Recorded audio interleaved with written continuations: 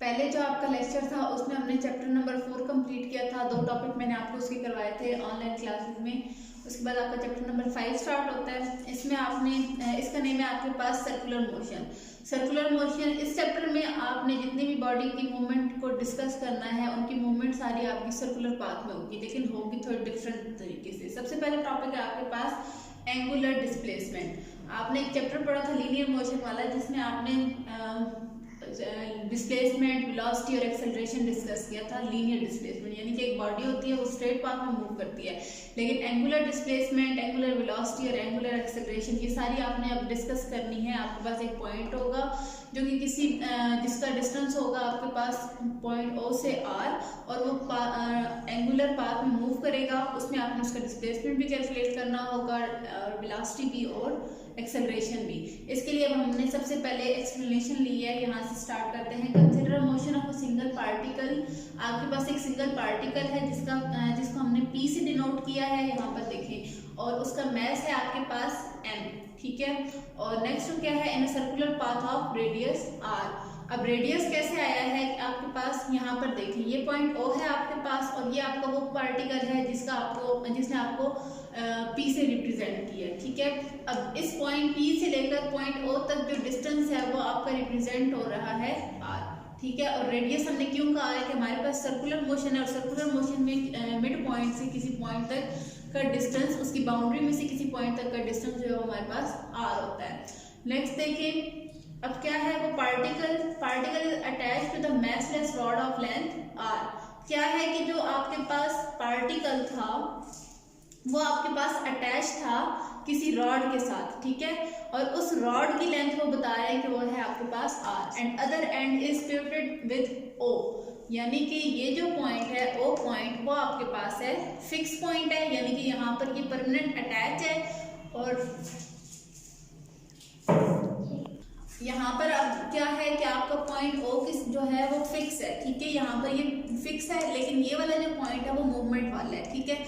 और इनका जो डिस्टेंस है, ये एक रॉड है और उस रॉड की लेंथ है r, ठीक है। अब ये क्या है, एंटी क्लॉकवाइज मूव करेगा। ये आपके पास y एक्सिस है और ये आपके पास x एक्सिस है, और इसकी मूवमेंट एंटी क्लॉकवाइज है, इस तरफ मूव करेगा।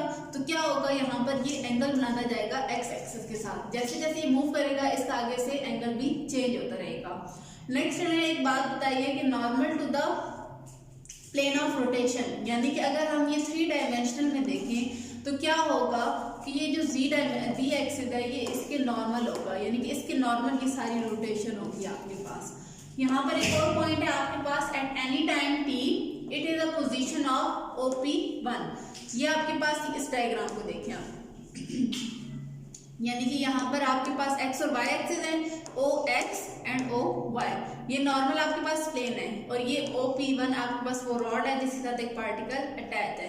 जब ये यहाँ पर होगा, यहाँ पर जब इसने मूव किया है तो x एक्सिस के साथ इसका जो एंगल था वो था आपके पास थीटा, ठीक है। अब हमने क्या करना है, इस पार्टिकल को आगे की तरफ मूव करवाना है, लेकिन ये पॉइंट इसका मूव नहीं करेगा, सिर्फ P वाला पॉइंट इसका मूव करेगा। अब जैसे ये इस पॉइंट से आगे इस पॉइंट की तरफ आएगा तो पॉइंट P1 से P2 में चेंज हो जाएगा, और थीटा यानी कि यहाँ पर इसका थीटा था तो इसके एंगल में भी कुछ ना कुछ चेंज आएगा। तो चेंज के लिए हम रिप्रेजेंट करते हैं डेल को, और डेल के साथ अब एंगल था ना, तो एंगल को हम थीटा से रिप्रेजेंट करते हैं, तो यहाँ पर हमने लिख दिया है डेल थीटा। तो ओवरऑल जब हमने कैलकुलेट करना होगा कि x एक्सिस के साथ जो न्यू इसका एंगल आया है तो कैसे हम निकालेंगे, इस थीटा में इस डेल थीटा को ऐड करेंगे तो हमें पता चल जाएगा ओवरऑल उसका न्यू एंगल क्या था। ये थी आपकी सारी उसकी एक्सप्लेनेशन। कि एक पार्टिकल था जिसको हमने एक रॉड के साथ अटैच किया था, और उस रॉड की जो लेंथ थी वो थी r, और उसका एक पॉइंट जो P था वो मूवमेंट वाला था, और पॉइंट O जो था वो फिक्स पॉइंट था, और वो x y में मूव कर रहा था। नेक्स्ट आगे देखिए डेफिनेशन क्या है कि angle del theta define the angular displacement during the time interval del t। कि अगर एक आपके पास पार्टिकल है, ठीक है, वो क्या करता है, एंगुलर मोशन करता है, यानी कि सर्कुलर पाथ में मूव करता है, तो वो क्या करेगा, जो एक्सिस होंगे उनमें से किसी के साथ थीटा बनाएगा, और थीटा जो है डेल थीटा यहाँ पर, तो क्या होगा, थीटा आपके पास चेंज होता जा रहा है। तो अगर थीटा चेंज हो रहा है तो यानी कि उसकी मूवमेंट में उसे टाइम भी जो है कंज्यूम हो रहा है, तो टाइम भी क्या हो रहा है आपके पास चेंज हो रहा है। इस सारी डिस्कशन को हम कहेंगे आपके पास किसकी डेफिनेशन आएगी, एंगुलर डिस्प्लेसमेंट की। अब ये हमने देखना है कि ये क्वांटिटी कौन सी है, for a small interval del theta the angular displacement is a vector quantity. हमने दो क्वांटिटीज पढ़ी हुई है, एक है स्केलर और एक है वेक्टर। स्केलर क्वांटिटी कौन सी होती है, जिसमें जस्ट आपको मैग्नीट्यूड गिवन होता है लेकिन उसकी डायरेक्शन नहीं दी जाती। लेकिन वेक्टर क्वांटिटी में क्या होता है, आपको साथ में डायरेक्शन भी दी जाती है। अब यहाँ पर देखें, आपको यहाँ पर पता चलेगा कि आपका जो पॉइंट पी है वो किस डायरेक्शन में मूव कर रहा है, ठीक है। इसकी डायरेक्शन साथ गिवन होने की वजह से हम इसको कहेंगे ये है वेक्टर क्वांटिटी। अब डायरेक्शन बता रहे हैं कि जब आपका ये डेल थीटा यानी कि ये एंगल जो है आपका, अब जब ये आपका पॉइंट एंटी क्लॉकवाइज मूव करेगा तो ये आपका पॉजिटिव कंसिडर होगा, ठीक है। यानी कि एक्स एक्सिस से अब ये इस तरफ मूव करेगा, यहाँ से आगे की तरफ करते करते दोबारा इस पॉइंट तक आएगा, तो हम कहेंगे कि इसकी डायरेक्शन जो थी पॉजिटिव है, या इसको कहेंगे इसके साथ हमारे पास साइन कौन सा आएगा, वो पॉजिटिव। किस केस में, जब ये मूवमेंट होगी काउंटर क्लॉकवाइज, और जब ये क्लॉकवाइज होगी यानी कि इस डायरेक्शन में होगा तो तब इसके साथ आ जाएगा नेगेटिव साइन। उसके बाद हमारे पास है लास्ट में यूनिट्स। यूनिट्स हम जब भी एंगुलर कोई भी डिस्कस करते हैं किसी पार्टिकल की मूवमेंट एंगुलर पाथ में, तो हमारे पास डिफरेंट यूनिट्स आते हैं। सबसे पहले रेवोल्यूशन, डिग्री एंड रेडियन। इनको तो हम जब भी एंगुलर पाथ होगा तो हम यही डिस्कस करते हैं। अब रेडियन को देखते हैं कि इसको कैसे फाइंड आउट किया जाता है। इस टॉपिक में आपके दो क्वेश्चन बनते हैं। पहला क्वेश्चन था S is equal to R theta. उसके कैसे आपने डिस्कस करना है कि आपके पास यहाँ पर देखें explanation, consider an arc of length S. आपके पास है एक आर्क जिसकी लेंथ है s and circle of radius r, और सर्कल का रेडियस क्या है, r है, and making an angle theta with x axis. हमें तीन चीजें चाहिए थी, एक हमें एंगल पता होना चाहिए था, दूसरा हमें उसका वो r की लेंथ पता होनी चाहिए, और तीसरा उसके पास रेडियस पता होना चाहिए। इसके लिए हम ये डायग्राम देखते हैं। ये देखिए पॉइंट O, ये देखिए ये आपका एक सर्कल है, ठीक है। ये पॉइंट O जो है वो आपके पास फिक्स है। इस पॉइंट P पर आपका वो पार्टिकल है। अब क्या करना है, इस पॉइंट P ने यहाँ से P से लेकर P1 तक मूव करना है। इस O से लेकर P तक का जो डिस्टेंस है वो है आपके पास R। अब इस P से जब वो P1 तक मूव करेगा, ये लेंथ तो हमारे पास फिक्स ही रहेगी, लेकिन ये लेंथ क्या हुई है, चेंज हुई है।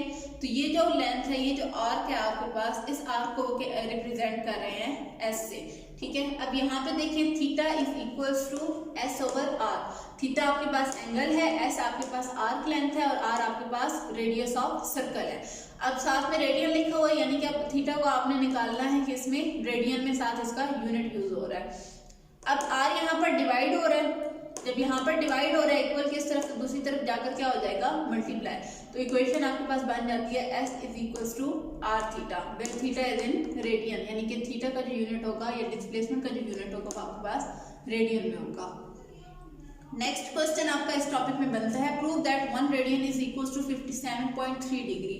कि आपके पास 1 रेडियन की जो वैल्यू है वो आपके पास है 57.3 डिग्री। तो ये हमने प्रूव करना है। अभी हमने पीछे इसको सॉल्व किया, theta is equals to S over R। S की जगह हमने पुट करना है 2 पाई R। कैसे, ये देखें, हमने कहा था कि ये आर्क है ना। अब ये देखें पॉइंट P से ये पूरा सर्कल ड्रॉ करते हुए जब दोबारा यहाँ तक P बनेगा तो इसकी वैल्यू 2 पाई R कैसे बनेगी। R तो एज इट इज हमें पता होना चाहिए, सर्कल से उसका डिस्टेंस जो है वो R है। अब ये कैसे हमें पता चला है कि ये जो ओवरऑल उसकी आर्क थी वो 2 पाई है। ये देखिए, इसके लिए आप यहाँ पर देखें, हमें पता है जब हमारे पास जो एंगल्स की बात आती है तो जो हमारे पास D होती है उसमें आपके पास 180 डिग्री तक एंगल्स मेंशन होते हैं।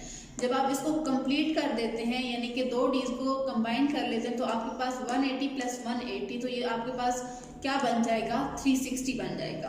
तो 2 और पाई की वैल्यू यहाँ पर इन्होंने यूज की है 180, तो 180 को जब मल्टीप्लाई करेंगे 2 से तो आपके पास 360 बनता है। अब इस वैल्यू को यहाँ पर हमने पुट किया 2 पाई R, इसके डिवाइड में ऑलरेडी R था वो दोनों कैंसल, और पीछे हमने इसको सॉल्व किया तो थीटा आपके पास आ गया 360। कैसे, 1 रेवोल्यूशन यानी कि एक चक्कर जब उसने कंप्लीट किया अपना। अब हमने 1 रेडियन में कन्वर्ट करना है, तो यहाँ पर देखिए इसको जब मल्टीप्लाई किया था तो आपके पास आया था 360, लेकिन ये कब आया, जब आपके पास 1 रेवोल्यूशन थी। हमने किसमें फाइंड करना है, 1 रेडियन में। तो 1 रेडियन में कन्वर्ट करने के लिए हमने इसको करना होता है डिवाइड, 360 डिवाइडेड बाय 2 पाई, वो पाई जिसकी वैल्यू हम यूज करते हैं 22/7। 22/7 को जब हम डिवाइड करते हैं तो आपके पास आता है 3.14। 3.14 को जब आप 2 से मल्टीप्लाई करेंगे तो आपके पास आएगा 6.28। इसको मल्टीप्लाई करने के बाद 360 से जब डिवाइड करेंगे तो आपके पास आएगा 57.32, और यानी कि एंगल हमने काउंट कर लिया 57.3। तो ये हमारे पास प्रूव हो गया। ये था आपका आज का टॉपिक। इसको अच्छी तरीके से प्रिपेयर करना है। या आपकी चैप्टर नंबर 5 का फर्स्ट टॉपिक था। अल्लाह हाफिज़।